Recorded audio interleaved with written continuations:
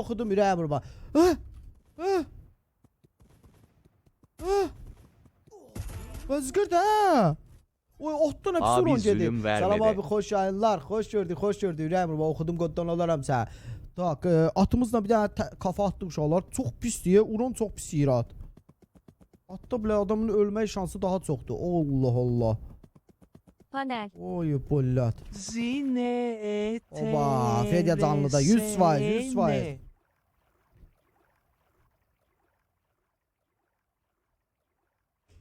Allah and olsun, mənim əlimdə çarə olsa bu atı da cütləşdirəcəm sizin üçün. Baxın, bu atdan bir dənə bala çıxardıram yoxsa yox. Ay Fedya, sən çətə tez-tez baxmırsan.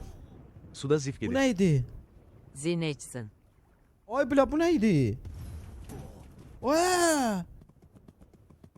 Qaç! Qaç! Eşşək, qaç! Qaç! Ay, qaç, öldü. Qaç kələ. Dropa bir dənə baxaq. Daldan. Ah, bir dənə gözlə. Eşyanne Digul kim yaktı? Hə, otur. Otur, getdik. Bля, getdən. Fedya abi zinecesin. Ağlayam, ayırayım. Sən nə desən, canım başır.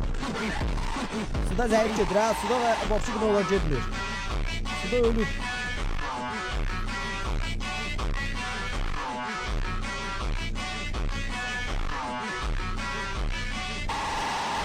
Getdik rəqiblərimizi bitməyə uşaqlar. Baxın, indi atla görün nətər başlar atır, ha. Baş verir. Atla bir dənə rəqib qoymayacağım da, ha.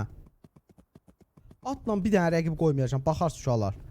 Görün bu ilə düşüb enir. Qaçma, qaçma. Qaçma. Qaçma, qaçma. Atla getdik xet atmağa. Gözlə bəbəşi, bir də gözlə.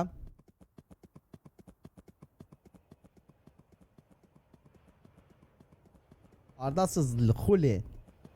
Abi atıldın gelmiştin. Abi Bex gördürür hatta.